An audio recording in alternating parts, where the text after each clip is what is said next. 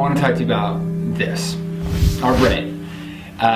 It's something that we all have, performing at different capacities, I'm sure, but still, we all have one, and it was given to us for free just for being born, and it's the powerhouse of our bodies. Without it, of course, we just drop dead, because you can't function without it. So it's the most valuable thing that each of us possess. So it's pretty important that we protect it, right? And luckily we have these things called skulls to help us out. Sometimes we challenge those skulls and do things that kind of hurt our brains, like this. And this. This one's the worst. Oh! I don't even know what he's thinking. And sometimes we just make stupid decisions with those brains, and you know, this guy, luckily this guy's wearing a helmet, so. But what are some other things that might hurt our brains? Obviously we've got alcohol, we've got drugs, and we've got, you know, big metal balls with spikes on the end of them, but I want to talk about a new drug. The thing is, pornography is not all that new. It's been around since the beginning. So why are we calling it a new drug?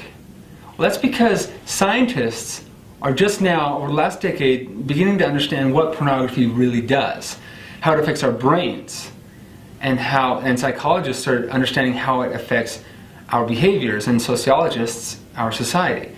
And so we're just beginning to understand that it can be just as addictive as drugs, as hard drugs. And we'll explain how, because I know that there's some skeptical eyes out there kind of thinking, wait a second, drugs? Really? I don't sniff it, I don't inhale it, I don't inject it. How is pornography like a drug? But first, you're probably wondering, dude, we're teenagers, why are you talking to us? Why are you talking to us about pornography? It's an uncomfortable topic, right? In fact, I bet you anything that as you guys came into this, as you kind of found out what this was going to be all about, you thought to yourself, oh boy, here we go. Shoot, you know, how do I get out of this? I mean, not a lot of people like to talk about it, but it's becoming more and more of an issue, and we got to deal with it. And here's why we're talking to you guys.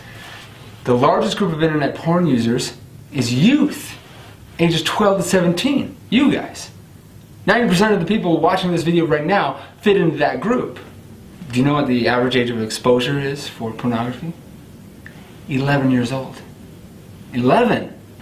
And 9 out of 10 youth ages 8 to 16 have seen it. So we know what it is. We know what it is. We're not here to define it. Get this. Every second, now, 30,000 people are viewing online pornography. And what was the largest group of internet porn users?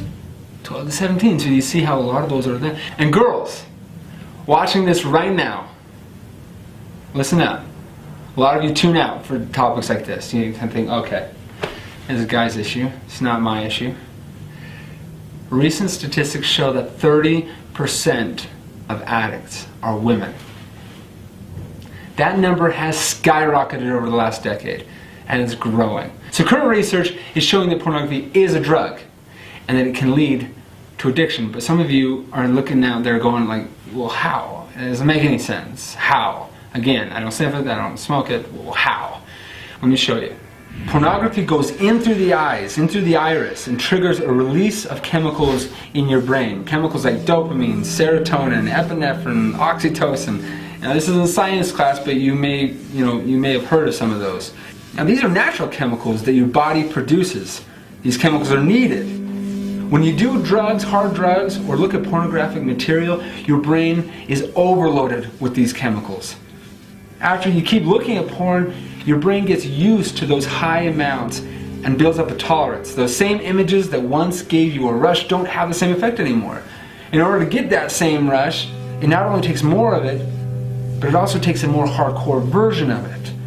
Your brain becomes dependent on that rush of chemicals and literally rewires itself to think that that's normal, and so you cannot function without it. That is addiction. The same process happens with cocaine and heroin.